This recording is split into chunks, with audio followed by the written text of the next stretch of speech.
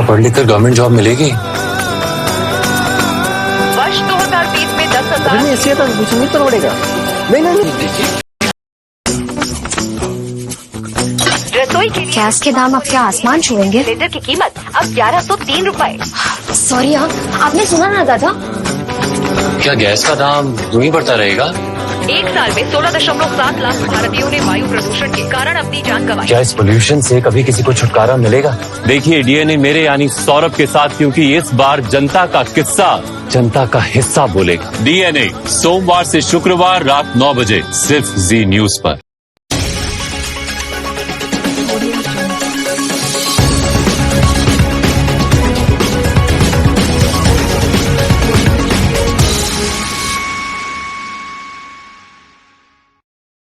नमस्कार, मैं वरिशा आरिफ और आप देख रहे हैं डीजी महाराजा न्यूज। खबरों की तरफ आगे बढ़ने से पहले एक नजर हेडलाइंस पर। थाना सिकंदरा क्षेत्र के मथुरा रोड पर हुआ भीषण सड़क हादसा, घायलों को कराया गया अस्पताल में भर्ती, एक की हालत गंभीर। जिला जेल में हुआ हस्त निर्मित राखियों का लोकार्पण एवं उद्घाटन कार्यक्रम, महिला सशक्तिकरण की ओर रही ये सरकार की एक बड़ी पहल। अफ्रीकी देश मालावी के स्पीकर और हाई कमिश्नर सहित 15 सदस्यों ने किया ताजमहल का भ्रमण, सभी खास पर्यटकों ने ताज का दीदार कर उठाया उसकी खूबसूरती का लुत्फ। अब खबरें विस्तार से।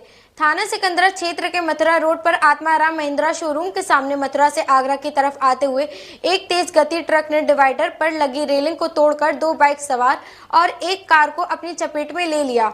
दोनों बाइक सवार और कार चालक गंभीर रूप से घायल हो गए हैं। सूचना मिलने पर मौके पर पहुंची पुलिस ने घायलों को इलाज के लिए अस्पताल में भर्ती करवा दिया है। घायलों में से एक व्यक्ति की हालत गंभीर बताई जा रही है। थाना सिकंदरा क्षेत्र के आगरा मथुरा रोड पर आत्माराम महिंद्रा के शोरूम के सामने एक तेज गति ट्रक का संतुलन बिगड़ने से भयानक हादसा हो गया। मथुरा से आगरा की तरफ आ रही ट्रक ने डिवाइडर पर लगी रेलिंग को तोड़कर एक बाइक और एक कार को अपनी चपेट में ले लिया। बाइक पर 2 युवक सवार थे। दोनों बाइक सवार व कार चालक गंभीर रूप से घायल हो गए हैं। घटना की सूचना प्राप्त होते ही मौके पर पहुंची पुलिस ने गंभीर रूप से घायलों को इलाज के लिए निजी अस्पताल में भर्ती करवाया है। पुलिस अब पूरी घटना की जांच में जुटी हुई है। डीजी महाराजा न्यूज के लिए रितिका फुलवानी की रिपोर्ट। थाना ताजगंज क्षेत्र के मारुति सिटी रोड पर एक भीषण सड़क हादसा हो गया, जिसके चलते युवक की मौत हो गई। युवक की मौत हो जाने से युवक के परिजनों में शोक का माहौल है। युवक का दाह संस्कार करने के लिए जब परिजन शव को ले जाने लगे तो ससुराली जनों ने शव को रोककर दाह संस्कार का विरोध किया। उनका कहना है कि दाह संस्कार से पहले शव का पोस्टमार्टम किया जाना चाहिए। ससुराली जनों के इसी विरोध पर परिजनों और ससुरालियों के बीच जमकर मारपीट भी हुई। थाना ताजगंज के एकता चौकी क्षेत्र में मारुति सिटी रोड पर एक सड़क दुर्घटना में युवक की मौत हो गई थी।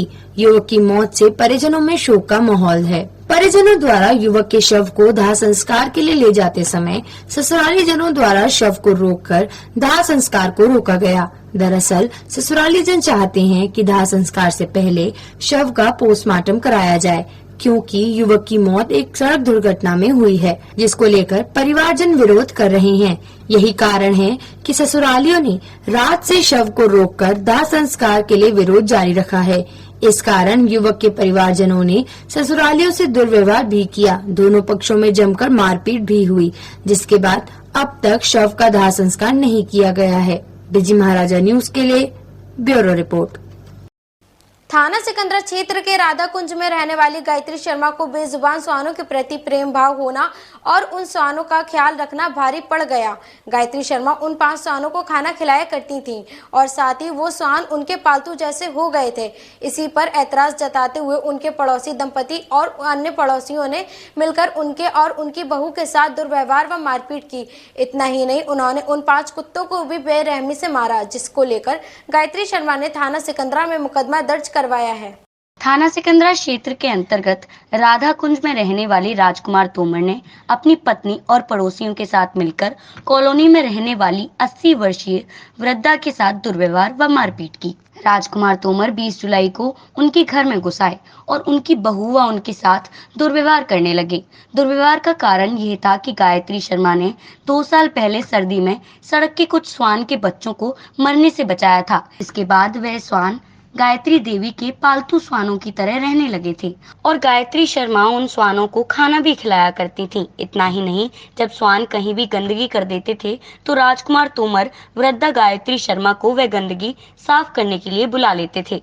20 जुलाई को राजकुमार तोमर ने आक्रोश में आकर गायत्री शर्मा और उनकी बहू के साथ बदसलूकी की। राजकुमार तोमर और पड़ोसियों ने उन 5 कुत्तों को भी बेरहमी से मारा। इस सब को लेकर गायत्री शर्मा बहुत परेशान हैं।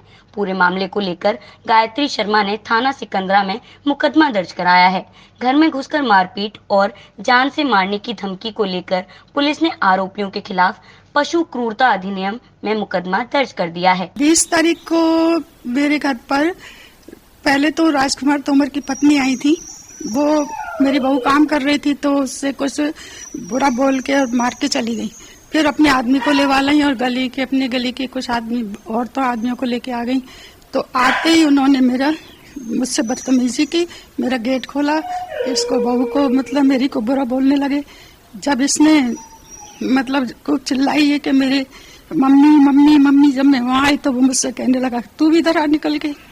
तो मुझे अच्छा नहीं लगा और मैं नहीं चाहती कि वो किसी महिला के साथ ऐसा दुर्व्यवहार करे। क्या कारण था इस दुर्व्यवहार का? इस दुर्व्यवहार का कारण था कि सड़क के कुत्ते जो मैंने 2 साल पहले नाली में पैदा हुए थे, बचा लिए थे, उनकी मां मर गई थी। राधा कुंज की रहने वाली गायत्री शर्मा ने बताया कि 20 तारीख को उनके घर पर उनके पड़ोसी राजकुमार तोमर और पत्नी पहुंची, जिसके बाद राजकुमार तोमर की पत्नी ने गायत्री शर्मा की बहू के साथ दुर्व्यवहार करना शुरू कर दिया। उसके बाद राजकुमार तोमर की पत्नी खुद राजकुमार को गायत्री शर्मा के घर बुला लाई और राजकुमार तोमर ने आते ही गायत्री शर्मा की बहू से बदसलूकी करना शुरू कर दिया। इसके बाद बहू ने अपनी सास यानी गायत्री शर्मा को चिल्ला कर आवाज लगाई। जब गायत्री शर्मा अपनी बहू के पास पहुंची तब राजकुमार तोमर गायत्री शर्मा के साथ भी बदसलूकी करने लगे। डीजी महाराजा न्यूज के लिए शिवांगी कुलश्रेष्ठ की रिपोर्ट। मथुरा में थाना कोतवाली क्षेत्र के अंतर्गत माल गोदाम रोड पर एसओजी व कोतवाली पुलिस की पूर्व विधायक के घर लाखों की चोरी के वारदात को अंजाम देने वाले बदमाशों से एक सूचना के आधार पर मुठभेड़ हो गई। इस मुठभेड़ में पुलिस के हत्थे 4 बदमाश लगे हैं, जिसमें से 2 बदमाश गोली लगने से घायल हो गए। घायल बदमाशों को इलाज के लिए भर्ती कराया गया है। पुलिस ने पकड़े गए बदमाशों के कब्जे से 25 लाख रुपए के आसपास के जेवरात व 3.5 लाख रुपए नकद बरामद किए हैं। मथुरा के थाना कोतवाली क्षेत्र के अंतर्गत माल गोदाम रोड पर एसओजी व कोतवाली पुलिस की पूर्व विधायक के घर पर चोरी की वारदात को अंजाम देने वाले बदमाशों से मुठभेड़ हो गई। मुठभेड़ में पुलिस के हत्थे 4 बदमाश लगे हैं। मुठभेड़ के दौरान 2 बदमाश गोली लगने से घायल हो गए हैं। घायल बदमाशों को इलाज के लिए अस्पताल में भर्ती करवा दिया गया है। पुलिस ने पकड़े गए बदमाशों के कब्जे से लगभग 25 लाख के जेवरात और 3.5 लाख रुपए नकद बरामद किए। इस संबंध में जानकारी देते हुए एसपी सिटी मार्तंड प्रकाश सिंह ने बताया कि 13 जुलाई को शहर की पॉश कॉलोनी में रहने वाले पूर्व विधायक चंदन सिंह के यहाँ चोरी की बड़ी वारदात के खुलासे के लिए टीम लगी हुई थी। इसी बीच एक सूचना पर कार्यवाही करते हुए टेम्पो सवार बदमाशों की पुलिस ने घेराबंदी की। इसी दौरान बदमाशों द्वारा फायरिंग शुरू कर दी गई। जवाबी कार्यवाही में हरियाणा पानीपत निवासी सतीश और मथुरा जमुनापार निवासी बोला पैर में गोली लगने से घायल हुए हैं, जबकि जमुनापार क्षेत्र के ही रहने वाले रोहित और गब्बर गिरफ्तार हुए हैं। गिरफ्तार बदमाशों के कब्जे से एक टेम्पो बरामद हुआ है, जिसका वह वारदात में इस्तेमाल किया करते थे। इसके अलावा 2 तमंचे भी बरामद हुए हैं। एसपी सिटी ने बताया कि पकड़े बदमाशों के कब्जे से 3.5 लाख नकद व 25 लाख की ज्वेलरी बरामद हुई है। पकड़े गए बदमाशों ने कई और घटनाओं को इकबाल किया है। बताया जा रहा है कि गैंग काफी शातिर किस्म का है, जो बड़े लोगों को टारगेट कर वारदात को अंजाम देता है। पकड़े गए गैंग ने सफीदों से भाजपा प्रत्याशी और पूर्व कैबिनेट मंत्री बच्चन सिंह आर्य, जिनकी पानीपत के मॉडल टाउन में कोठी है, वहां से सोने, चांदी, डायमंड के गहने सहित करोड़ों की चोरी की वारदात को अंजाम दिया था। एसओजी हमारी टीम और कोतवाली पुलिस की टीम क्षेत्राधिकारी नगर के नेतृत्व में 12/13 की रात चंदन सिंह पूर्व विधायक जी के यहाँ हुई चोरी के अनावरण के लिए प्रयासरत थे। आज सूचना मिली कि कुछ बदमाश जो एक टेम्पो से इधर से निकलने वाले हैं, हमारी टीम उनका घेराबंदी की, उनका पीछा की। उस घेराबंदी में बदमाशों द्वारा पुलिस पार्टी पर फायर किया गया, जिसमें पुलिस पार्टी द्वारा जवाब दिया गया। इस मुठभेड़ में 2 बदमाश, एक सतीश जो पानीपत हरियाणा का रहने वाला है, दूसरा भोला जो जमुनापार थाने का रहने वाला है, के पैर में गोली लगी है। 2 बदमाश गिरफ्तार किए गए हैं जो रोहित और गब्बर सिंह हैं, जमुनापार थाना क्षेत्र के ही रहने वाले हैं। इनके पास से घटना में प्रयुक्त टेम्पो, 2 अवैध शस्त्र, खोखा कारतूस और भारी मात्रा में कारतूस बरामद हुआ है। इनके पास से चोरी में 3.5 लाख रुपए नगद और करीब 25 लाख रुपए के ज्वेलरी बरामद की गई है। इनके द्वारा कुछ और घटनाओं को चोरी करना स्वीकार किया गया है। घायलों को जिला अस्पताल भेजा गया है। पुलिस अग्रिम कार्रवाई कर रही है और इस घटना में शामिल अन्य अभियुक्तों की भी तलाश की जा रही है। डीजी महाराजा न्यूज के लिए कन्हैया राजपूत की रिपोर्ट। शाहगंज इलाके के रुई की मंडी चौराहे पर एक नशे में धुत युवक ने जमकर हंगामा काटा। बड़ी मुश्किल से नशे में धुत युवक को ट्रैफिक पुलिस कर्मी ने सड़क से हटाया और यातायात सुचारू कराया। इस दौरान मौके पर लोगों की भीड़ जमा हो गई। आगरा के थाना शाहगंज इलाके की रुई की मंडी चौराहे पर नशे में धुत एक युवक ने जमकर हंगामा काटा। नशे में धुत युवक बीच सड़क पर गिर गया, जिसके बाद वहां भीड़ इकट्ठा हो गई और युवक को सड़क से हटाने का प्रयास किया गया, लेकिन युवक द्वारा पास में खड़ी एक कार में तोड़फोड़ करने की कोशिश की गई।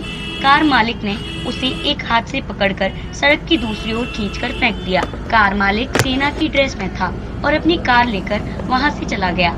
कार को जाता देख नशे में धुत व्यक्ति द्वारा एक बार फिर कार को नुकसान पहुंचाने का प्रयास किया गया और युवक बीच सड़क पर ही गिर गया।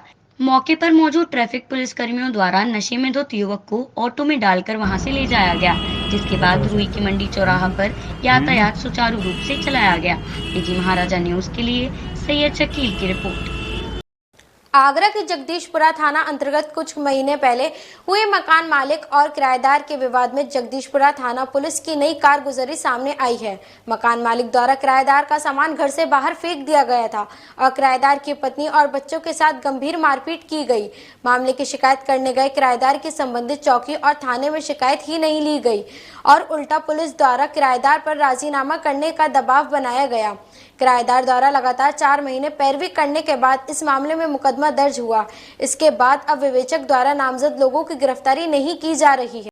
आगरा के जगदीशपुरा थाने का वैसे तो विवादों से पुराना नाता रहा है। किसी न किसी वजह से जगदीशपुरा थाना चर्चा में बना रहता है। इसी कड़ी में जगदीशपुरा थाने के अंतर्गत आने वाले पुलिस चौकी आवास विकास सेक्टर 4 के पुलिस कर्मियों की नई कारगुजारी सामने आई है।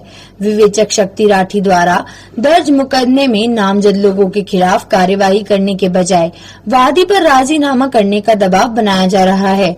पीड़िता सुंदरिका और उनके पति सुरेश पारस का कहना है कि 23 फरवरी को मकान मालिक द्वारा घर का सामान बाहर फेंक दिया गया, जिसमें मकान मालिक के साथ साथ और भी कई आपराधिक प्रवृत्ति के लोग शामिल थे और उसी दौरान उनके साथ मारपीट करते हुए उन्हें कोई जहरीला पदार्थ खिला दिया गया।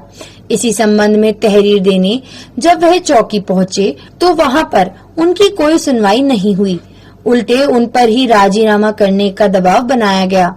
पीड़ित द्वारा 4 महीने की लगातार पैरवी करने के बाद इस मामले में कई गंभीर धाराओं में मुकदमा दर्ज किया गया है। काफी दिन बीत गए हैं, लेकिन नामजद लोगों की गिरफ्तारी विवेचना अधिकारी शक्ति राठी द्वारा नहीं की जा रही। इस मामले में पीड़िता के पति सुरेश पारस का कहना है कि विवेचक द्वारा कई बार उन्हें चौकी बुलाया गया है और उनसे राजीनामा के लिए दबाव बनाया गया है। इसी संबंध में वह अपर पुलिस आयुक्त कार्यालय में शिकायती पत्र देकर इस बात का संज्ञान कराने आए हैं कि पुलिस वादी का सहयोग न करके प्रतिवादियों के हौसले बढ़ा रही है। इसी मामले में सुरेश पारस द्वारा कहा गया कि प्रतिवादियों द्वारा विवेचक को पैसा देकर कार्यवाही न करने के लिए रोक दिया गया था।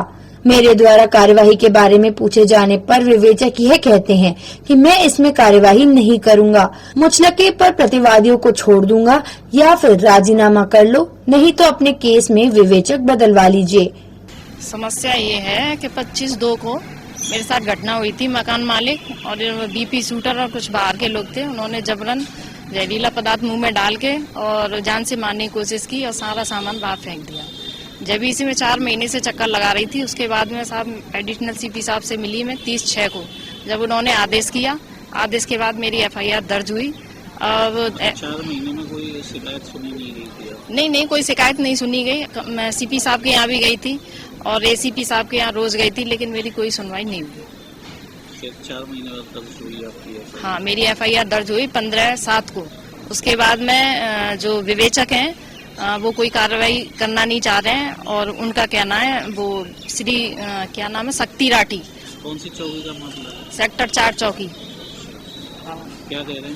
उनका कहना ये है कि राजीनामा कर लो और मैं अरेस्ट नहीं करूंगा और तुम कहीं भी चले जाओ, मतलब मैं अरेस्ट नहीं करूंगा और ज्यादा वो है तो आप अपनी विवेचना चेंज करा लो। मतलब अरेस्ट करने की मना कर रहे हैं? हाँ, बिल्कुल साफ शब्दों में उन्होंने कहा है कि मैं तो खड़े खड़े मुचलकों पे छोड़ दूंगा, मैं अरेस्ट नहीं करूंगा। ज्यादा परेशानी है तो आप अपनी जांच को चेंज करा लो। तो आप? मैं इस मामले में शिकायत करने आया था। 25/2 को मैं बाहर था, मेरी पत्नी और मेरे बच्चे घर पे थे।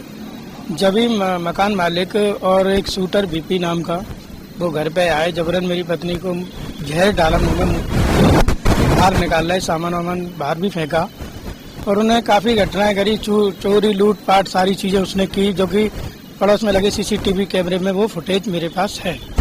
उसमें काफी मुशक्कत के बाद उसमें मुकदमा पंजीकृत हुआ 15 तारीख को 7वें महीने में। उसके बाद में 23 तारीख को राठी जी सेक्टर 4 चौकी इंचार्ज जी ने मुझे बुलाया और उससे कहा कि ऐसा है, या तो इसे राजीनामा कर लो आप और नहीं तो इस मुकदमे को हम स्पंज कर देंगे, कि जो तुम्हारा नुकसान हुआ है करीब वो अपना भरपाई है। जो बैठ क्या नाम है उनका? श्री शक्ति राठी। इन्होंने मतलब इन्हीं के पास विवेचना है? जी, मेरी विवेचना उन पे ही है। 23 तारीख को अभी मुझे उन्होंने फोन करके बुलाया था, मैं गया भी था। तो मैंने मेरे जो अलमारी में से जो डॉक्यूमेंट चोरी हुए, लूटपाट करके जो ले गए थे, उसमें से कुछ जरूरी कागज उनके पास थे। तो मैंने उनसे पूछा मेरे आपके पास डॉक्यूमेंट कैसे आए, तो उन्होंने फिर मेरे पर दबाव डाला कि मुकदमा है अपना वापस ले लो और इसमें पुलिस भी संलिप्त है और इतनी बड़ी विवेचना में पुलिस के खिलाफ नहीं कर सकता, आप चाहे तो विवेचना अपनी चेंज करा सकते हो। और जहाँ तक मुझे कुछ लोगों से पता लगी कि 40-50 हजार रुपये पुलिस ने लिया हुआ है उसे अरेस्टिंग न करने का, उसकी भी मेरे पास एविडेंस है। डीजी महाराजा न्यूज के लिए शैलेंद्र लवानिया की रिपोर्ट। अब वक्त हो चला एक छोटे से ब्रेक का। ब्रेक के बाद फिर होगी मुलाकात, तब तक के लिए देखते रहिए डीजी महाराजा न्यूज।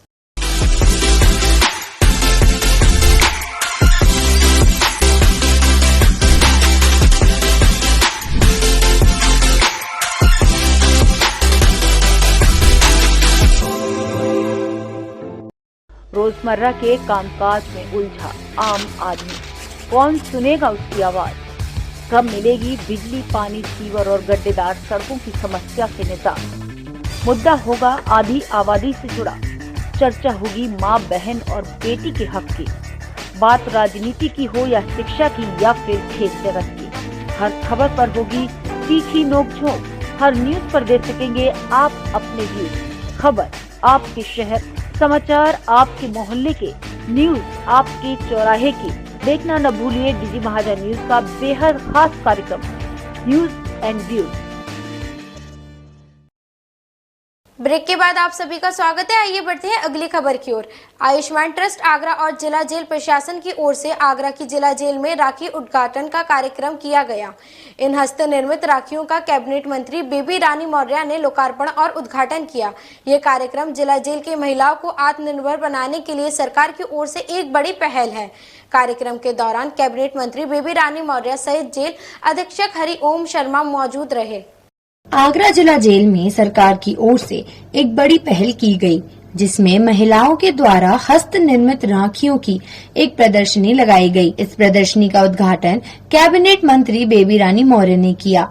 यह राखियां जेल की ही महिला कैदियों द्वारा बनाई गई हैं। यह राखियां बाजार में बेची भी जाएंगी। राखियों को बेचे जाने पर जो पैसा आएगा उसमें से लागत हटाकर जितना भी भाग बचेगा वह जेल की उन कैदियों को दिया जाएगा जिन्होंने ये राखियां बनाई हैं। कैबिनेट मंत्री बेबी रानी मौर्य ने महिला बंदियों को इस कार्य के लिए पुरस्कृत भी किया। यह कार्यक्रम जेल प्रशासन और आयुष्मान ट्रस्ट के द्वारा आयोजित किया गया। आयुष्मान ट्रस्ट के प्रेसिडेंट की तरफ से आज मेरा ये छोटा सा प्रयास है। आगे भी आप सभी लोगों का सहयोग मिलता रहेगा, ये मैं एक अपेक्षा रखूंगी आप लोगों से। और आज यहाँ आके मेरे को इन बहनों को देख के कुछ दुख भी हुआ, लेकिन इन लोगों के साहस और काम करने के उससे मेरे को थोड़ी तसल्ली भी है। आगे भविष्य में ये लोग इसी तरह से काम करेंगे, जिससे से अपने जीवन धारा में। आज आयुष्मान ट्रस्ट के माध्यम से हम लोगों के यहाँ महिला बंदियों को राखी बनाने की ट्रेनिंग दी जा रही थी।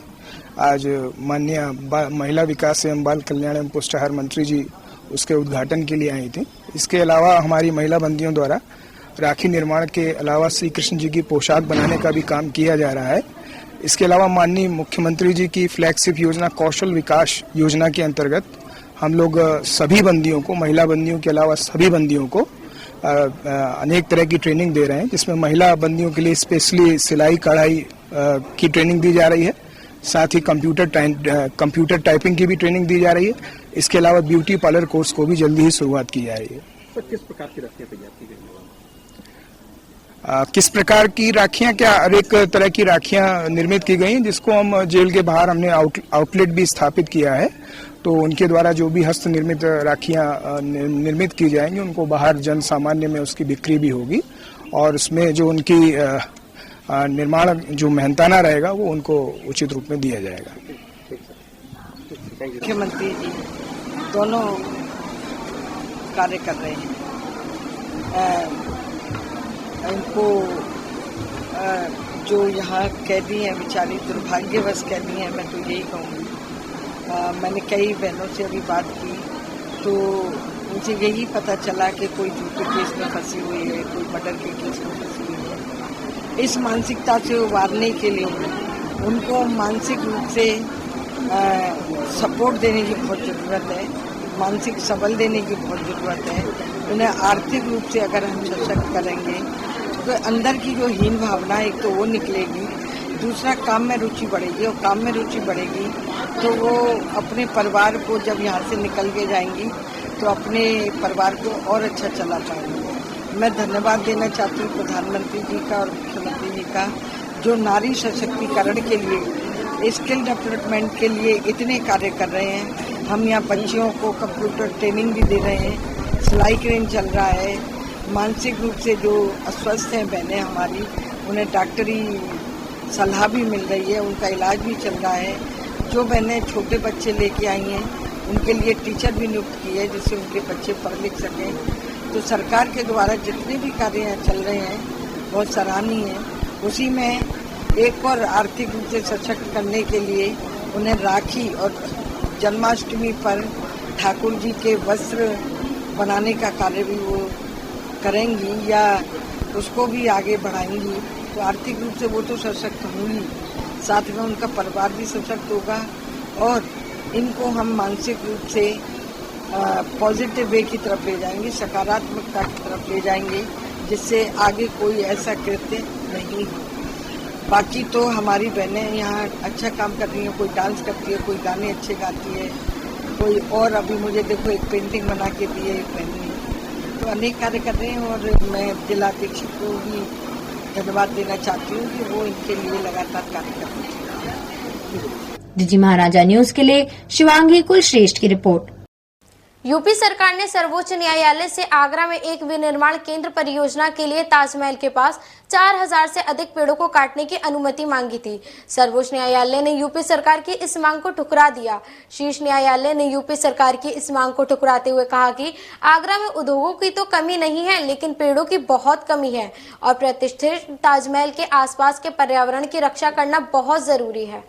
यूपी सरकार ने सर्वोच्च न्यायालय से मंगलवार को आगरा में एक विनिर्माण केंद्र परियोजना के लिए ताजमहल के पास 4000 से अधिक पेड़ों को काटने की अनुमति मांगी थी। सर्वोच्च न्यायालय ने यूपी सरकार की इस मांग को ठुकरा दिया।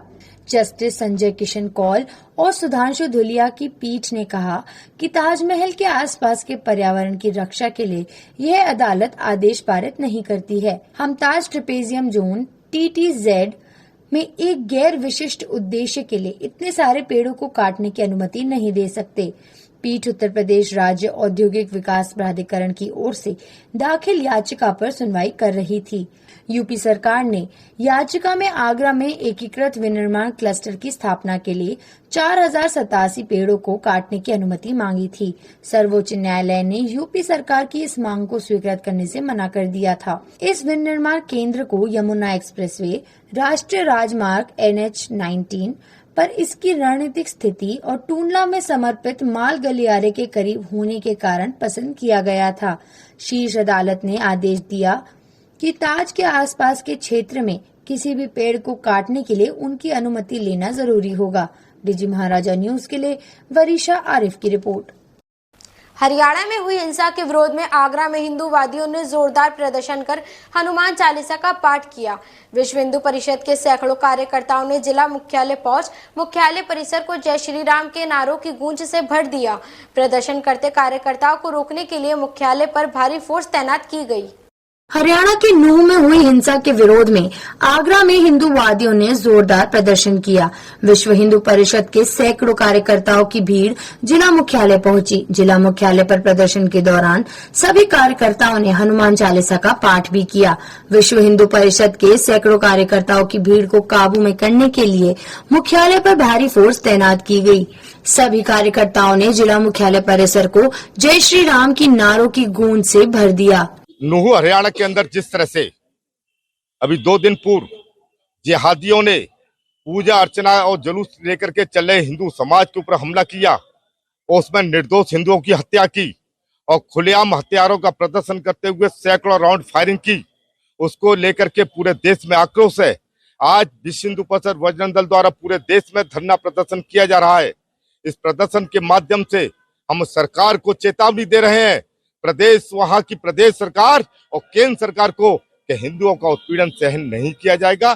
यदि हिंदुओं की रक्षा नहीं कर सकते तो विश्व हिंदू परिषद एक बड़े आंदोलन की देश में तैयारी करेगी। डीजी महाराजा न्यूज के लिए रितिका फुलवानी की रिपोर्ट।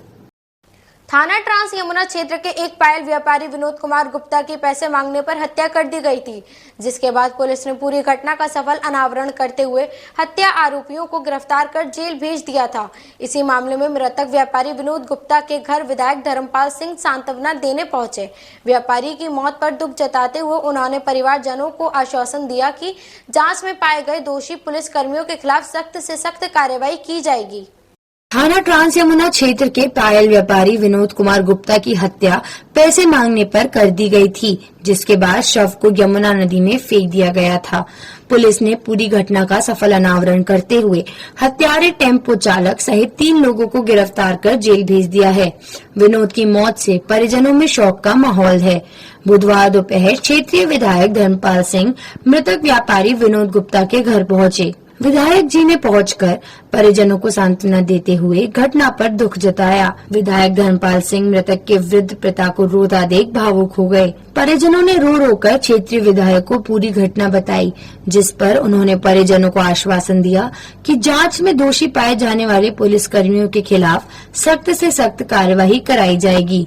मृतक के परिजनों के दुख में शामिल होते हुए क्षेत्रीय विधायक ने उन्हें पूरा भरोसा दिलाया कि विनोद की मृत्यु के दोषियों को सजा जरूर मिलेगी।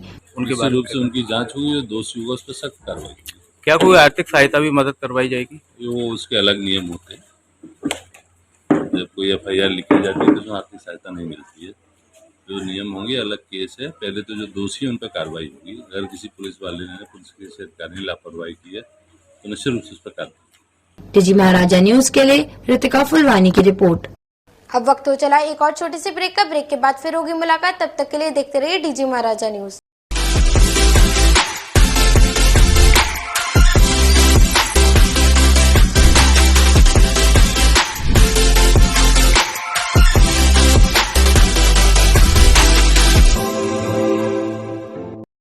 रोजमर्रा के कामकाज में उलझा आम आदमी, कौन सुनेगा उसकी आवाज?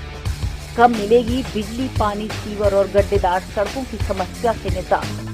मुद्दा होगा आधी आबादी से जुड़ा, चर्चा होगी माँ, बहन और बेटी के हक की। बात राजनीति की हो या शिक्षा की या फिर खेल जगत की, हर खबर पर होगी तीखी नोकझोंक। हर न्यूज पर दे सकेंगे आप अपने व्यूज। खबर आपके शहर, समाचार आपके मोहल्ले के, न्यूज आपके चौराहे की।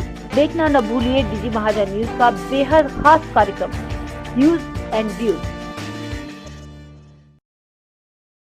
ब्रेक के बाद एक बार फिर आप सभी का स्वागत है। आइए बढ़ते हैं अगली खबर की ओर। अफ्रीकी देश मलावी के स्पीकर और हाई कमिश्नर सहित 15 सदस्य हाई लेवल पार्लियामेंट्री प्रतिनिधि मंडल ने बुधवार को ताजमहल का भ्रमण किया। अफ्रीका से ताजमहल देखने आए सभी खास पर्यटकों ने ताजमहल का दीदार कर उसकी खूबसूरती का लुत्फ उठाया। अफ्रीका से आए पार्लियामेंट्री प्रतिनिधि मंडल का स्वागत आगरा एडीएम सुश्री शहरी, city magistrate Anand Kumar Singh, ACM Abhay Singh ने मोमेंटो व गुलदस्ता देकर किया। अफ्रीका के देश मालावी के स्पीकर तथा हाई कमिश्नर सहित 15 सदस्यीय हाई लेवल पार्लियामेंट्री प्रतिनिधि मंडल का बुधवार को आगरा आगमन हुआ। आगरा में उनका स्वागत आगरा एडीएम सुश्री शेरी, city magistrate Anand Kumar Singh, ACM Abhay Singh द्वारा किया गया। सभी मौजूद अधिकारियों ने अफ्रीका से आए प्रतिनिधि मंडल का स्वागत मोमेंटो और गुलदस्ता देकर किया। आगरा पहुंच मालावी के प्रतिनिधि मंडल के सभी सदस्यों ने विश्व स्तरीय स्मारक ताजमहल का भ्रमण किया। अफ्रीका से आए सभी खास पर्यटकों ने ताजमहल का दीदार कर उसकी खूबसूरती का लुत्फ उठाया। ताजमहल का दीदार करते हुए सभी ने ताजमहल के इतिहास और उससे जुड़ी कहानियों के बारे में भी जाना। डीजी महाराजा न्यूज के लिए ऋतिका फुलवानी की रिपोर्ट। प्रशासन ने डेंगू के मरीजों की बढ़ती संख्या को लेकर एक सख्त रुख अपनाया है। डीएम नवनीत सिंह चहल ने अधिकारियों व स्वास्थ्य विभाग को आदेश दिया है कि वे नियमित अंतराल पर जांच करें।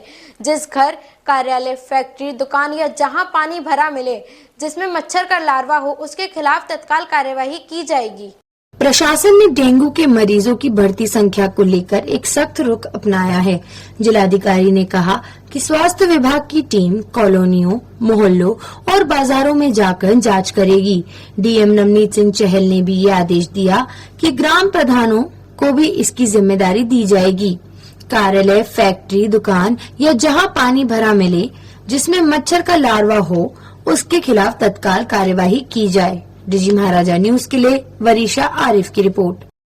जनपद आगरा में स्थित महाकवि सूरदास दृष्टिबाधित विद्यालय में दृष्टिबाधित छात्रों को हो रही समस्याओं को लेकर विद्यालय के शिक्षक एवं छात्रों ने जिलाधिकारी कार्यालय आगरा पर ज्ञापन दिया, जिसमें विद्यालय के प्रधानाचार्य द्वारा बताया गया कि विद्यालय की पूर्व कमेटी द्वारा छात्रों का शोषण हुआ था व अत्याचार किया जा रहा था। ये घटना 2017 की है, जिसमें तत्कालीन जिलाधिकारी आगरा द्वारा गठित नई कमेटी की देखरेख में विद्यालय सुचारू रूप से चल रहा था, लेकिन अब वही कमेटी विद्यालय में दखल अंदाजी कर रही है। आगरा के रुनकता में स्थित महाकवि सूरदास दृष्टिबाधित विद्यालय में पूर्व कमेटी सूर स्मारक मंडल द्वारा 2017 में विद्यालय में दृष्टिबाधित छात्रों की शोषण का मामला सामने आया था।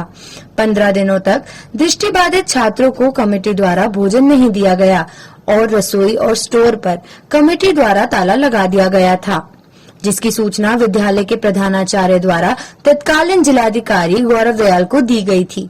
जब जिलाधिकारी आगरा ने विद्यालय का निरीक्षण किया तो यह घटना सत्य निकली और उन्होंने सूर स्मारक मंडल कमेटी को हटाकर वहां अलग से कमेटी का गठन कर दिया, जो विद्यालय में अब तक सुचारू रूप से अच्छा कार्य कर रही है। लेकिन अब फिर से पूर्व कमेटी सूर स्मारक मंडल ने विद्यालय को अपने नियंत्रण में ले लिया है। इसके विरोध में दृष्टिबाधित विद्यालय के शिक्षक और छात्रों ने कलेक्ट्रेट परिसर में धरना देकर जिलाधिकारी आगरा को इसका संज्ञान कराया। सूरदास दृष्टिबाधित विद्यालय के प्रधानाचार्य का कहना है कि जो कमेटी तत्कालीन जिलाधिकारी गौरव दयाल ने गठित की थी, वही कमेटी विद्यालय में यथावत बनी रहे, लेकिन फिर से पूर्व कमेटी सूर स्मारक मंडल द्वारा विद्यालय में आकर भड़काऊ भाषण दिया गया।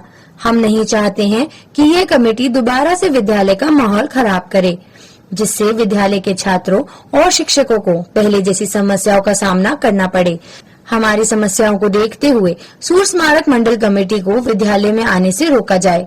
हम सर बच्चों की समस्या लेके आए हैं और बच्चों के भविष्य में ही देखते हैं। हम बच्चों के भविष्य को हम चाहते हैं कि इनका भविष्य खराब ना हो, क्योंकि 2015 में जो 2017 में जो कमेटी थी, भुवनेश्वरी की कमेटी थी, वो कमेटी ने यहाँ बच्चों को 15 दिन के लिए ताले बंद कर दिए थे। इन बच्चों को उन्होंने निकाल दिया था, बड़े बच्चों को सबको, छठी से जितने बच्चों को सबको निकाल दिया था।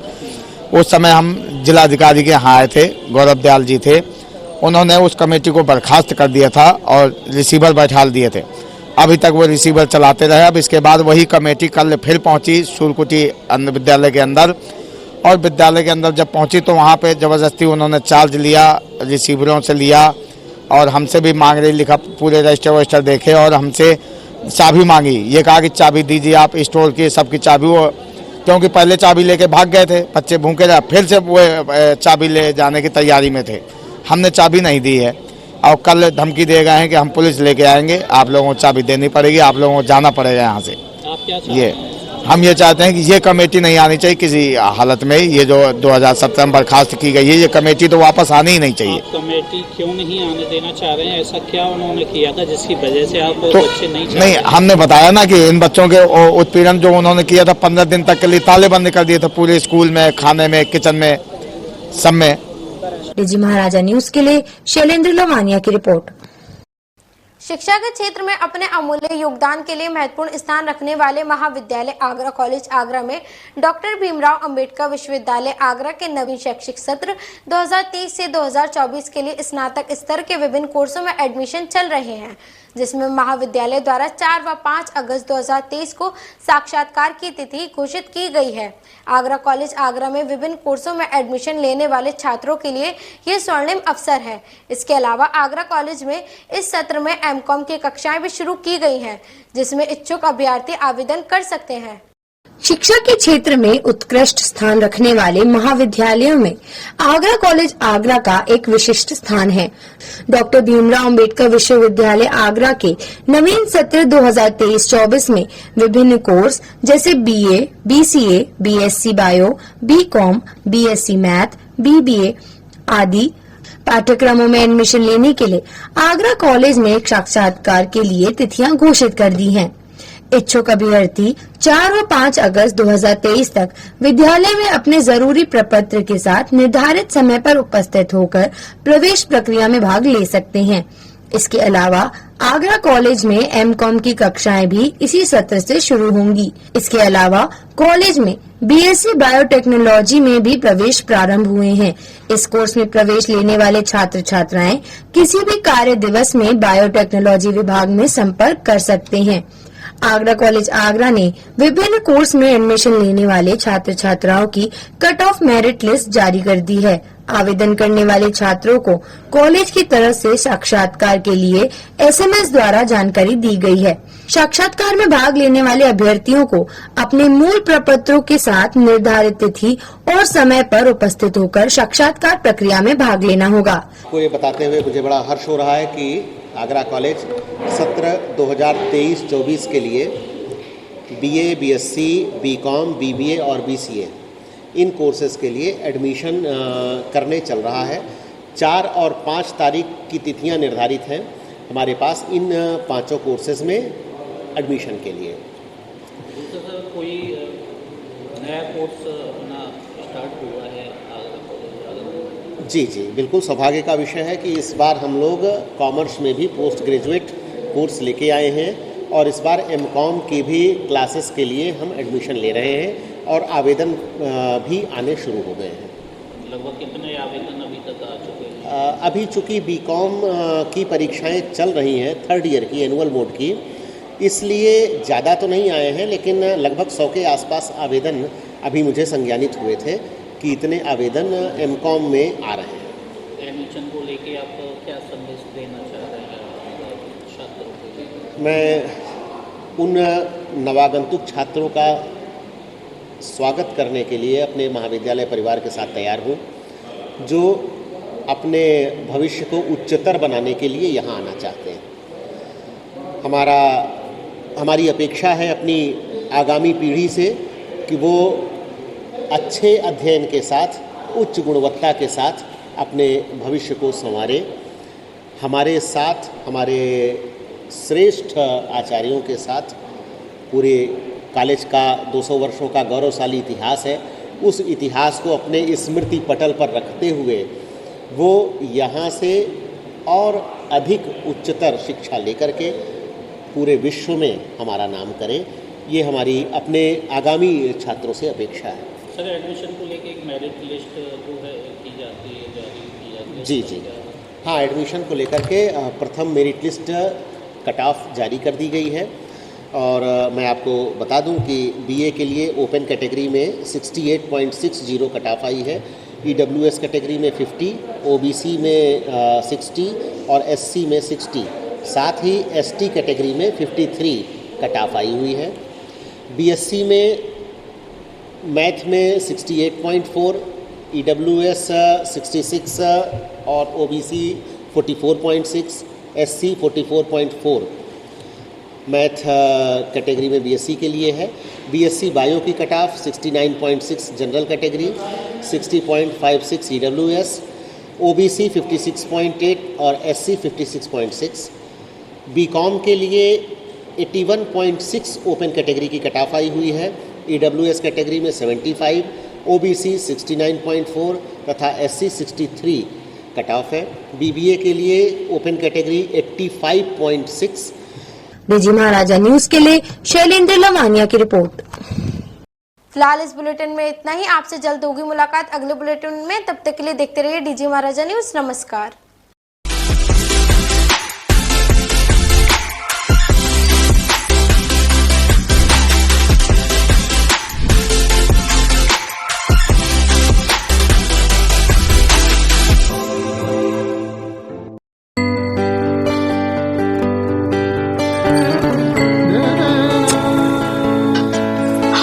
देवा,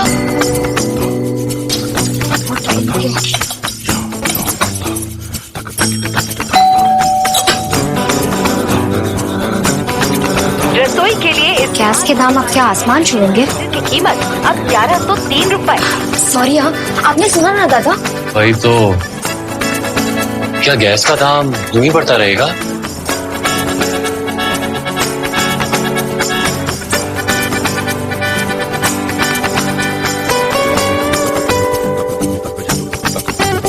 साल में 16.7 लाख भारतीयों ने वायु प्रदूषण के कारण अपनी जान गंवाई।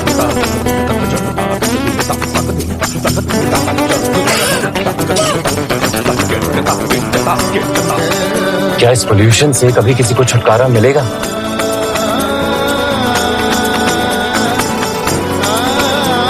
हर 6 में से एक ग्रेजुएट बेरोजगार।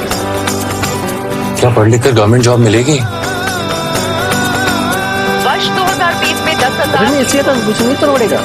नहीं। रसोई के गैस के दाम अब क्या आसमान छूएंगे? सिलेंडर की कीमत अब 1103 रुपए। सॉरी हाँ, आपने सुना ना दादा? क्या गैस का दाम यूं ही बढ़ता रहेगा? एक साल में 16.7 लाख भारतीयों ने वायु प्रदूषण के कारण अपनी जान गंवाई। क्या इस पोल्यूशन से कभी किसी को छुटकारा मिलेगा? देखिए डीएनए मेरे यानी सौरभ के साथ, क्योंकि इस बार जनता का किस्सा जनता का हिस्सा बोलेगा। डीएनए सोमवार से शुक्रवार रात 9 बजे सिर्फ जी न्यूज पर।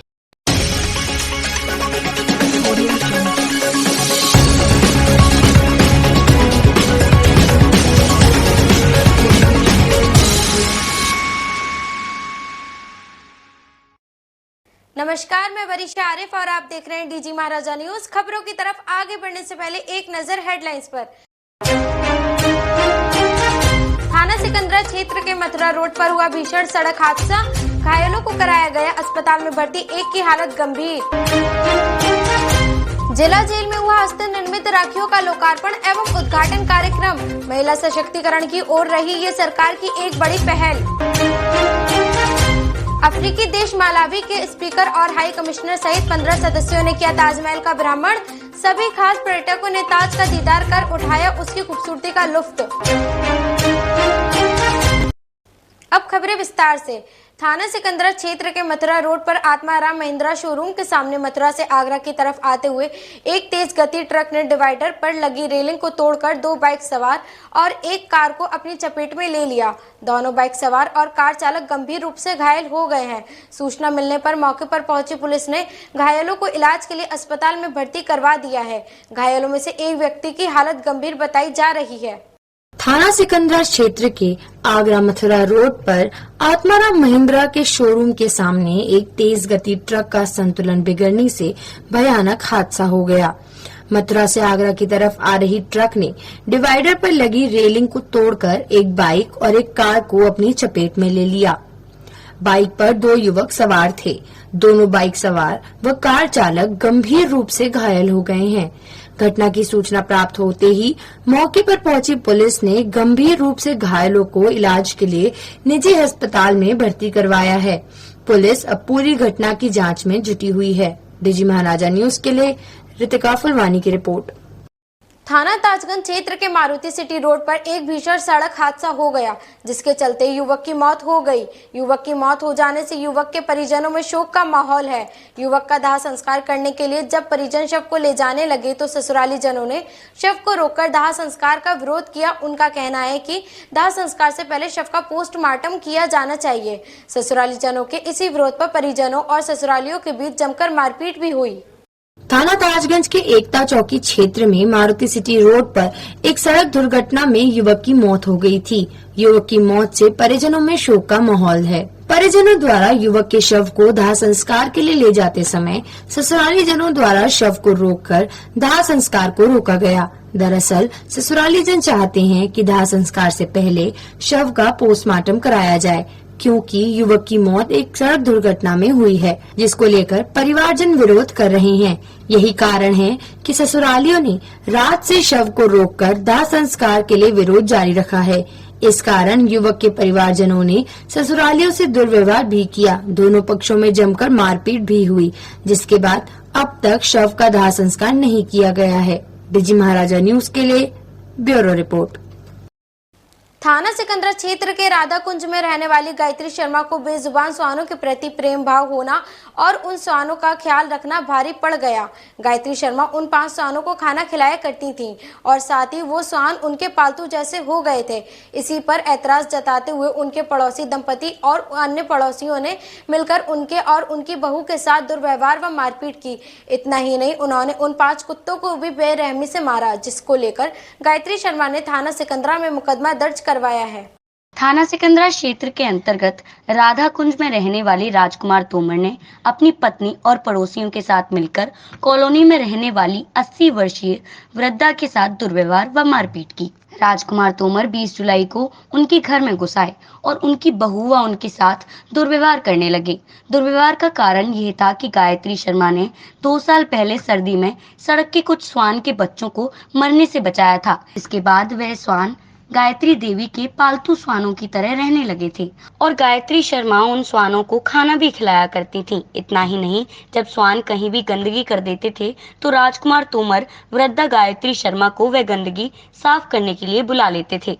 20 जुलाई को राजकुमार तोमर ने आक्रोश में आकर गायत्री शर्मा और उनकी बहू के साथ बदसलूकी की। राजकुमार तोमर और पड़ोसियों ने उन 5 कुत्तों को भी बेरहमी से मारा। इस सब को लेकर गायत्री शर्मा बहुत परेशान हैं। पूरे मामले को लेकर गायत्री शर्मा ने थाना सिकंदरा में मुकदमा दर्ज कराया है।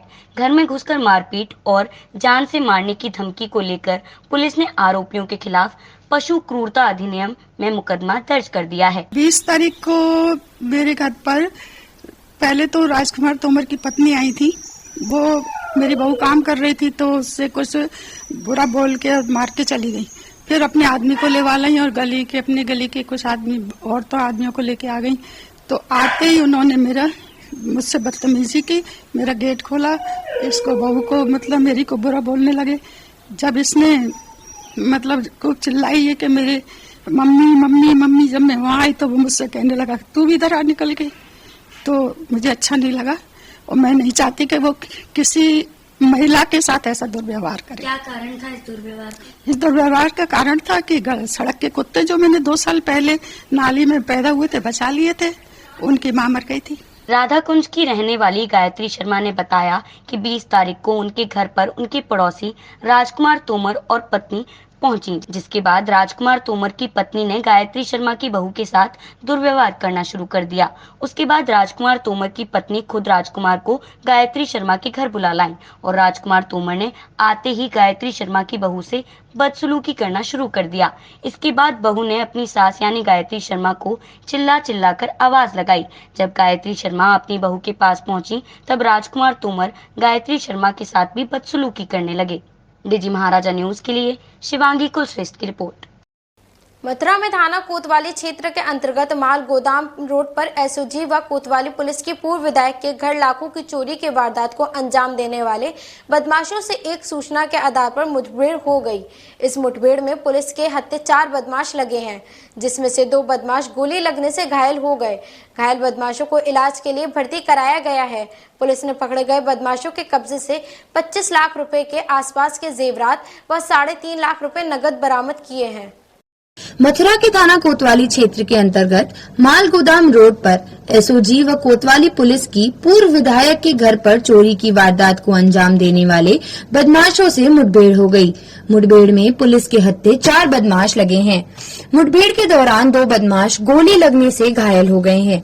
घायल बदमाशों को इलाज के लिए अस्पताल में भर्ती करवा दिया गया है। पुलिस ने पकड़े गए बदमाशों के कब्जे से लगभग 25 लाख के जेवरात और 3.5 लाख रुपए नकद बरामद किए।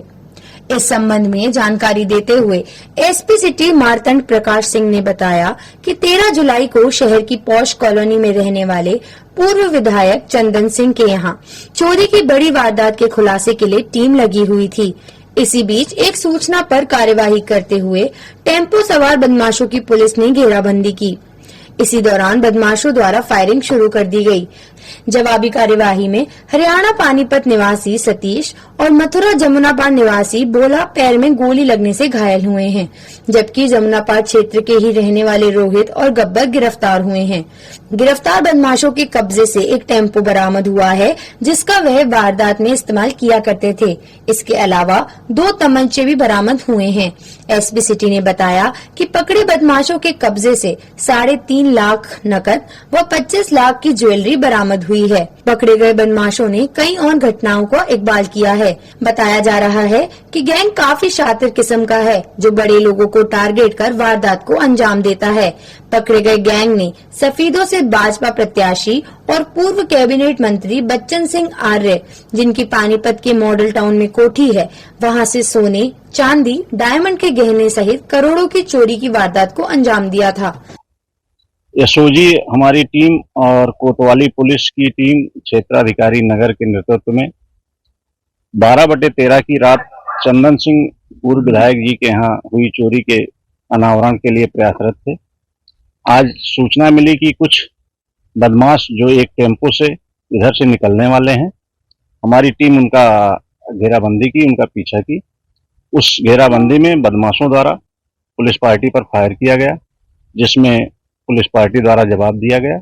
इस मुठभेड़ में 2 बदमाश, एक सतीश जो पानीपत हरियाणा का रहने वाला है, दूसरा भोला जो जमुनापार थाने का रहने वाला है, के पैर में गोली लगी है।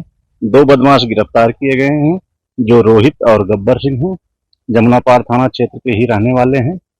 इनके पास से घटना में प्रयुक्त टेम्पो, 2 अवैध शस्त्र, खोखा कारतूस और भारी मात्रा में कारतूस बरामद हुआ है। इनके पास से चोरी में 3.5 लाख रुपए नगद और करीब 25 लाख रुपए के ज्वेलरी बरामद की गई है। इनके द्वारा कुछ और घटनाओं को चोरी करना स्वीकार किया गया है। घायलों को जिला अस्पताल भेजा गया है। पुलिस अग्रिम कार्यवाही कर रही है और इस घटना में शामिल अन्य अभियुक्तों की भी तलाश की जा रही है। डीजी महाराजा न्यूज के लिए कन्हैया राजपूत की रिपोर्ट। शाहगंज इलाके के रुई की मंडी चौराहे पर एक नशे में धुत युवक ने जमकर हंगामा काटा। बड़ी मुश्किल से नशे में धुत युवक को ट्रैफिक पुलिस कर्मी ने सड़क से हटाया और यातायात सुचारू कराया। इस दौरान मौके पर लोगों की भीड़ जमा हो गई। आगरा के थाना शाहगंज इलाके की रुई की मंडी चौराहे पर नशे में धुत एक युवक ने जमकर हंगामा काटा। नशे में धुत युवक बीच सड़क पर गिर गया, जिसके बाद वहां भीड़ इकट्ठा हो गई और युवक को सड़क से हटाने का प्रयास किया गया, लेकिन युवक द्वारा पास में खड़ी एक कार में तोड़फोड़ करने की कोशिश की गई। कार मालिक ने उसे एक हाथ से पकड़कर सड़क की दूसरी ओर खींचकर फेंक दिया। कार मालिक सेना की ड्रेस में था और अपनी कार लेकर वहां से चला गया। कार को जाता देख नशे में धुत व्यक्ति द्वारा एक बार फिर कार को नुकसान पहुंचाने का प्रयास किया गया और युवक बीच सड़क पर ही गिर गया। मौके पर मौजूद ट्रैफिक पुलिस कर्मियों द्वारा नशे में धुत युवक को ऑटो में डालकर वहां से ले जाया गया, जिसके बाद रुई की मंडी चौराहा पर यातायात सुचारू रूप से चलाया गया। डीजी महाराजा न्यूज के लिए सैयद शकील की रिपोर्ट। आगरा के जगदीशपुरा थाना अंतर्गत कुछ महीने पहले हुए मकान मालिक और किराएदार के विवाद में जगदीशपुरा थाना पुलिस की नई कारगुजारी सामने आई है। मकान मालिक द्वारा किराएदार का सामान घर से बाहर फेंक दिया गया था और किराएदार की पत्नी और बच्चों के साथ गंभीर मारपीट की गई। मामले की शिकायत करने गए किराएदार की संबंधित चौकी और थाने में शिकायत ही नहीं ली गई और उल्टा पुलिस द्वारा किराएदार पर राजीनामा करने का दबाव बनाया गया। किराएदार द्वारा लगातार 4 महीने पैरवी करने के बाद इस मामले में मुकदमा दर्ज हुआ। इसके बाद अब विवेचक द्वारा नामजद लोगों की गिरफ्तारी नहीं की जा रही है।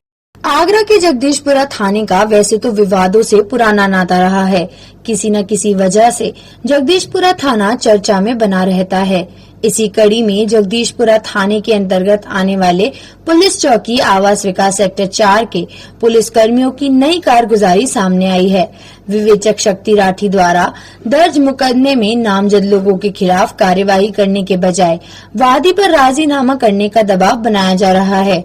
पीड़िता सुंदरिका और उनके पति सुरेश पारस का कहना है कि 23 फरवरी को मकान मालिक द्वारा घर का सामान बाहर फेंक दिया गया, जिसमें मकान मालिक के साथ साथ और भी कई आपराधिक प्रवृत्ति के लोग शामिल थे और उसी दौरान उनके साथ मारपीट करते हुए उन्हें कोई जहरीला पदार्थ खिला दिया गया। इसी संबंध में तहरीर देने जब वह चौकी पहुंचे तो वहां पर उनकी कोई सुनवाई नहीं हुई, उल्टे उन पर ही राजीनामा करने का दबाव बनाया गया। पीड़ित द्वारा 4 महीने की लगातार पैरवी करने के बाद इस मामले में कई गंभीर धाराओं में मुकदमा दर्ज किया गया है। काफी दिन बीत गए हैं, लेकिन नामजद लोगों की गिरफ्तारी विवेचना अधिकारी शक्ति राठी द्वारा नहीं की जा रही। इस मामले में पीड़िता के पति सुरेश पारस का कहना है कि विवेचक द्वारा कई बार उन्हें चौकी बुलाया गया है और उनसे राजीनामा के लिए दबाव बनाया गया है। इसी संबंध में वह अपर पुलिस आयुक्त कार्यालय में शिकायती पत्र देकर इस बात का संज्ञान कराने आए हैं कि पुलिस वादी का सहयोग न करके प्रतिवादियों के हौसले बढ़ा रही है। इसी मामले में सुरेश पारस द्वारा कहा गया कि प्रतिवादियों द्वारा विवेचक को पैसा देकर कार्यवाही न करने के लिए रोक दिया गया था। मेरे द्वारा कार्यवाही के बारे में पूछे जाने पर विवेचक यह कहते हैं कि मैं इसमें कार्यवाही नहीं करूंगा, मुचलके पर प्रतिवादियों को छोड़ दूंगा या फिर राजीनामा कर लो, नहीं तो अपने केस में विवेचक बदलवा लीजिए। समस्या ये है कि 25/2 को मेरे साथ घटना हुई थी। मकान मालिक और बीपी शूटर और कुछ बाहर के लोग थे, उन्होंने जबरन जहरीला पदार्थ मुंह में डाल के और जान से मारने की कोशिश की और सारा सामान बाहर फेंक दिया।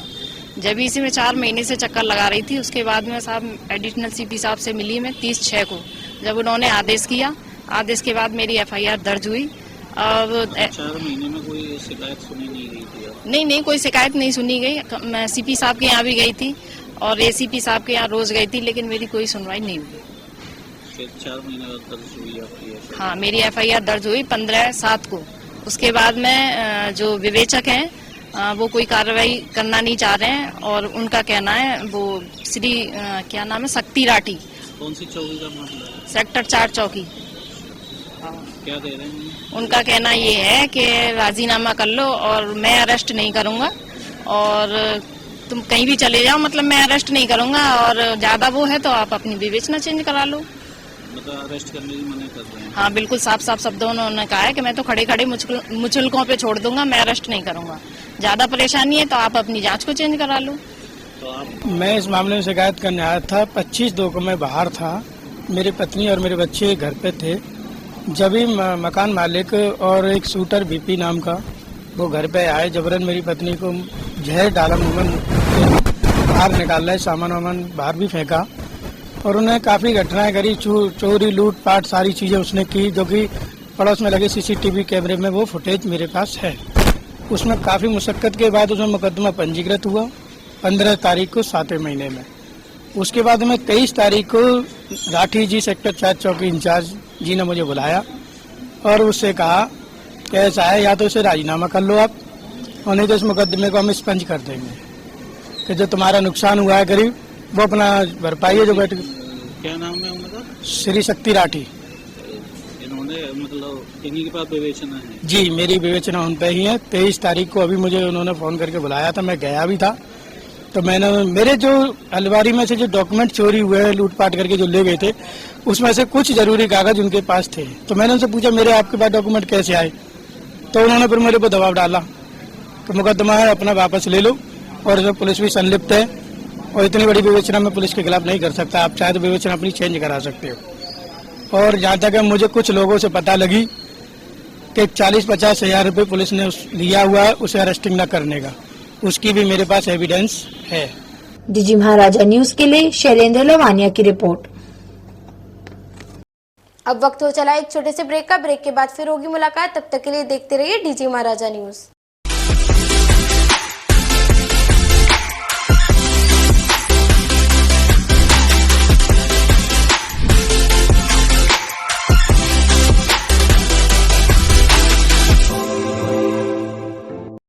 रोजमर्रा के कामकाज में उलझा आम आदमी, कौन सुनेगा उसकी आवाज? कब मिलेगी बिजली, पानी, सीवर और गड्ढेदार सड़कों की समस्या के निजात? मुद्दा होगा आधी आबादी से जुड़ा, चर्चा होगी माँ, बहन और बेटी के हक की। बात राजनीति की हो या शिक्षा की या फिर खेल जगत की, हर खबर पर होगी तीखी नोकझोंक। हर न्यूज पर दे सकेंगे आप अपने व्यूज। खबर आपके शहर, समाचार आपके मोहल्ले के, न्यूज आपके चौराहे की। देखना न भूलिए डीजी महाराजा न्यूज का बेहद खास कार्यक्रम न्यूज एंड व्यूज। ब्रेक के बाद आप सभी का स्वागत है। आइए बढ़ते हैं अगली खबर की ओर। आयुष्मान ट्रस्ट आगरा और जिला जेल प्रशासन की ओर से आगरा की जिला जेल में राखी उद्घाटन का कार्यक्रम किया गया। इन हस्त निर्मित राखियों का कैबिनेट मंत्री बेबी रानी मौर्य ने लोकार्पण और उद्घाटन किया। ये कार्यक्रम जिला जेल की महिलाओं को आत्मनिर्भर बनाने के लिए सरकार की ओर से एक बड़ी पहल है। कार्यक्रम के दौरान कैबिनेट मंत्री बेबी रानी मौर्य सहित जेल अधीक्षक हरि ओम शर्मा मौजूद रहे। आगरा जिला जेल में सरकार की ओर से एक बड़ी पहल की गई, जिसमें महिलाओं के द्वारा हस्त निर्मित राखियों की एक प्रदर्शनी लगाई गई। इस प्रदर्शनी का उद्घाटन कैबिनेट मंत्री बेबी रानी मौर्य ने किया। यह राखियां जेल की ही महिला कैदियों द्वारा बनाई गई हैं। यह राखियां बाजार में बेची भी जाएंगी। राखियों को बेचे जाने पर जो पैसा आएगा उसमें से लागत हटाकर जितना भी भाग बचेगा वह जेल की उन कैदियों को दिया जाएगा जिन्होंने ये राखियां बनाई हैं। कैबिनेट मंत्री बेबी रानी मौर्य ने महिला बंदियों को इस कार्य के लिए पुरस्कृत भी किया। यह कार्यक्रम जेल प्रशासन और आयुष्मान ट्रस्ट के द्वारा आयोजित किया गया। आयुष्मान ट्रस्ट के प्रेसिडेंट की तरफ से आज मेरा ये छोटा सा प्रयास है। आगे भी आप सभी लोगों का सहयोग मिलता रहेगा, ये मैं एक अपेक्षा रखूंगी आप लोगों से। और आज यहाँ आके मेरे को इन बहनों को देख के कुछ दुख भी हुआ, लेकिन इन लोगों के साहस और काम करने के उससे मेरे को थोड़ी तसल्ली भी है। आगे भविष्य में ये लोग इसी तरह से काम करेंगे जिससे से अपने जीवन धारा में। आज आयुष्मान ट्रस्ट के माध्यम से हम लोगों के यहाँ महिला बंदियों को राखी बनाने की ट्रेनिंग दी जा रही थी। आज माननीय महिला विकास एवं बाल कल्याण एवं पुष्टाहार मंत्री जी उसके उद्घाटन के लिए आई थी। इसके अलावा हमारी महिला बंदियों द्वारा राखी निर्माण के अलावा श्री कृष्ण जी की पोशाक बनाने का भी काम किया जा रहा है। इसके अलावा माननीय मुख्यमंत्री जी की फ्लैगशिप योजना कौशल विकास योजना के अंतर्गत हम लोग सभी बंदियों को, महिला बंदियों के अलावा सभी बंदियों को अनेक तरह की ट्रेनिंग दे रहे हैं, जिसमें महिला बंदियों के लिए स्पेशली सिलाई कढ़ाई की ट्रेनिंग दी जा रही है। साथ ही कंप्यूटर टाइपिंग की भी ट्रेनिंग दी जा रही है। इसके अलावा ब्यूटी पार्लर कोर्स को भी जल्दी ही शुरुआत की जा रही है। तो किस प्रकार की राखियां तैयार की गई? किस प्रकार की राखियां, क्या हर एक तरह की राखियां निर्मित की गई, जिसको हम जेल के बाहर हमने आउटलेट भी स्थापित किया है। तो उनके द्वारा जो भी हस्त निर्मित राखियां निर्मित की जाएंगी, उनको बाहर जन सामान्य में उसकी बिक्री भी होगी और उसमें जो उनकी निर्माण जो मेहनताना रहेगा वो उनको उचित रूप में दिया जाएगा। मुख्यमंत्री जी दोनों कार्य कर रहे हैं। इनको जो यहाँ कैदी हैं बेचारी, दुर्भाग्यवश कैदी हैं, मैं तो यही कहूँगी। मैंने कई बहनों से अभी बात की तो उनसे यही पता चला कि कोई झूठे केस में फंसी हुई है, कोई मर्डर के केस में फंसी हुई है। इस मानसिकता से उबारने के लिए उनको मानसिक रूप से सपोर्ट देने की बहुत ज़रूरत है, मानसिक सबल देने की बहुत ज़रूरत है। उन्हें आर्थिक रूप से अगर हम सशक्त करेंगे तो अंदर की जो हीन भावना एक तो वो निकलेगी, दूसरा काम में रुचि बढ़ेगी, और काम में रुचि बढ़ेगी तो वो अपने परिवार को जब यहाँ से निकल के जाएंगी तो अपने परिवार को और अच्छा चला पाएंगी। मैं धन्यवाद देना चाहती हूँ प्रधानमंत्री जी का और मुख्यमंत्री जी का, जो नारी सशक्तिकरण के लिए, स्किल डेवलपमेंट के लिए इतने कार्य कर रहे हैं। हम यहाँ बच्चियों को कंप्यूटर ट्रेनिंग भी दे रहे हैं, सिलाई ट्रेनिंग चल रहा है। मानसिक रूप से जो अस्वस्थ हैं बहनें हमारी, उन्हें डॉक्टरी सलाह भी मिल रही है, उनका इलाज भी चल रहा है। जो बहनें छोटे बच्चे लेके आई हैं उनके लिए टीचर भी नियुक्त किए हैं जिससे उनके बच्चे पढ़ लिख सकें। तो सरकार के द्वारा जितने भी कार्य यहाँ चल रहे हैं बहुत सराहनीय है। उसी में एक और आर्थिक रूप से सशक्त करने के लिए उन्हें राखी और जन्माष्टमी पर ठाकुर जी के वस्त्र बनाने का कार्य भी वो करेंगी या उसको भी आगे बढ़ाएंगी। तो आर्थिक रूप से वो तो सशक्त होंगी, साथ में उनका परिवार भी सशक्त होगा और इनको हम मानसिक रूप से पॉजिटिव वे की तरफ ले जाएंगे, सकारात्मकता की तरफ ले जाएंगे, जिससे आगे कोई ऐसा कृत्य नहीं हो। बाकी तो हमारी बहनें यहाँ अच्छा काम कर रही हैं, कोई डांस करती है, कोई गाने अच्छे गाती है, कोई और अभी मुझे देखो एक पेंटिंग बना के दी है एक बहन ने। तो अनेक कार्य कर रहे हैं और मैं जिलाध्यक्ष को भी धन्यवाद देना चाहती हूँ कि वो इनके लिए लगातार कार्य कर रहे हैं। डीजी महाराजा न्यूज के लिए शिवांगी कुलश्रेष्ठ की रिपोर्ट। यूपी सरकार ने सर्वोच्च न्यायालय से आगरा में एक विनिर्माण केंद्र परियोजना के लिए ताजमहल के पास 4000 से अधिक पेड़ों को काटने की अनुमति मांगी थी। सर्वोच्च न्यायालय ने यूपी सरकार की इस मांग को ठुकरा दिया। शीर्ष न्यायालय ने यूपी सरकार की इस मांग को ठुकराते हुए कहा कि आगरा में उद्योगों की तो कमी नहीं है, लेकिन पेड़ों की बहुत कमी है और प्रतिष्ठित ताजमहल के आसपास के पर्यावरण की रक्षा करना बहुत जरूरी है। यूपी सरकार ने सर्वोच्च न्यायालय से मंगलवार को आगरा में एक विनिर्माण केंद्र परियोजना के लिए ताजमहल के पास 4000 से अधिक पेड़ों को काटने की अनुमति मांगी थी। सर्वोच्च न्यायालय ने यूपी सरकार की इस मांग को ठुकरा दिया।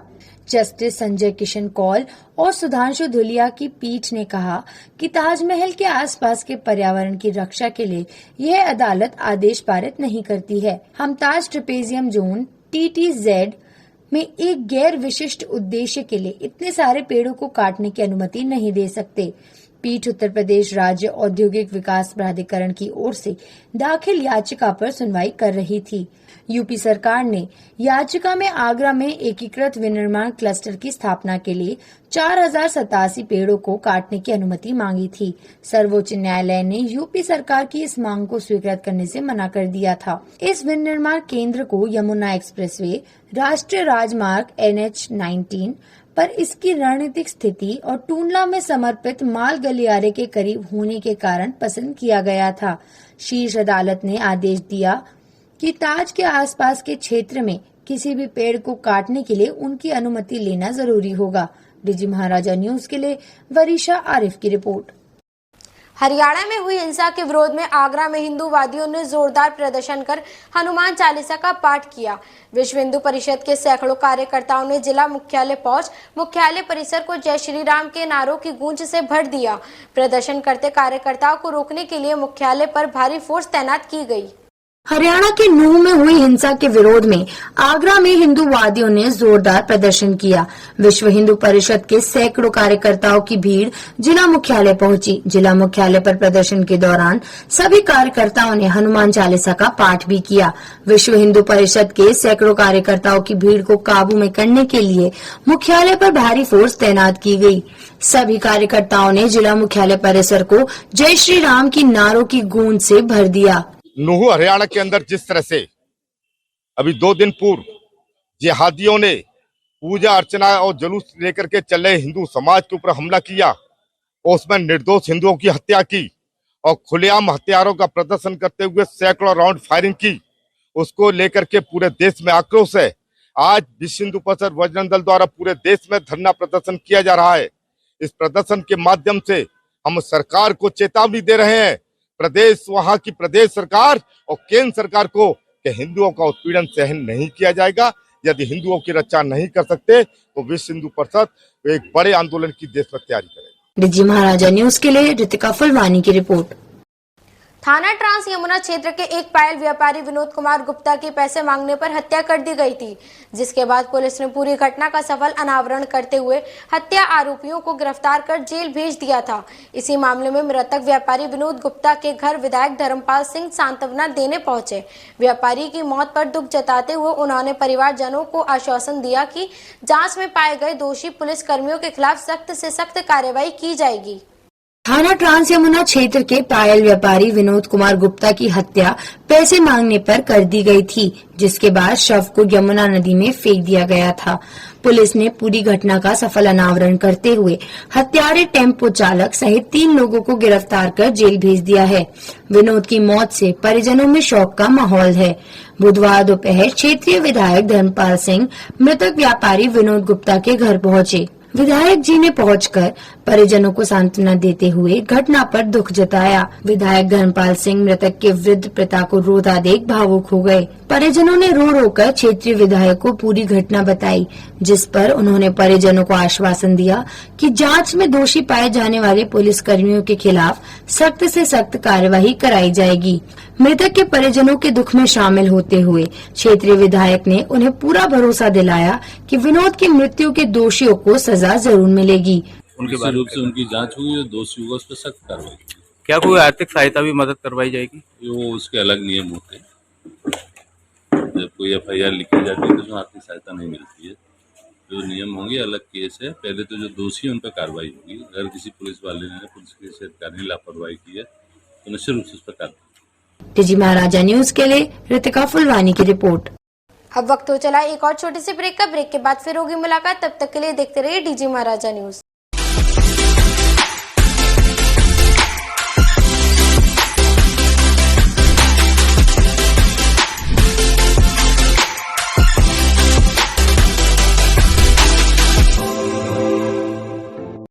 रोजमर्रा के कामकाज में उलझा आम आदमी, कौन सुनेगा उसकी आवाज? कब मिलेगी बिजली, पानी, सीवर और गड्ढेदार सड़कों की समस्या से निजात? मुद्दा होगा आधी आबादी से जुड़ा, चर्चा होगी माँ, बहन और बेटी के हक की।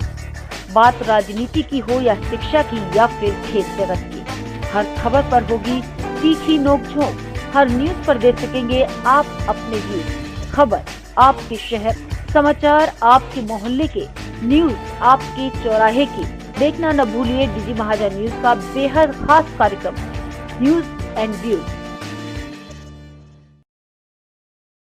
ब्रेक के बाद एक बार फिर आप सभी का स्वागत है। आइए बढ़ते हैं अगली खबर की ओर।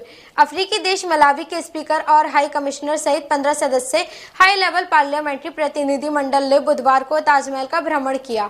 अफ्रीका से ताजमहल देखने आए सभी खास पर्यटकों ने ताजमहल का दीदार कर उसकी खूबसूरती का लुत्फ उठाया। अफ्रीका से आए पार्लियामेंट्री प्रतिनिधि मंडल का स्वागत आगरा ADM सुश्री शहरी, city magistrate Anand Kumar Singh, ACM Abhay Singh ने मोमेंटो व गुलदस्ता देकर किया। अफ्रीका के देश मालावी के स्पीकर तथा हाई कमिश्नर सहित 15 सदस्यीय हाई लेवल पार्लियामेंट्री प्रतिनिधि मंडल का बुधवार को आगरा आगमन हुआ।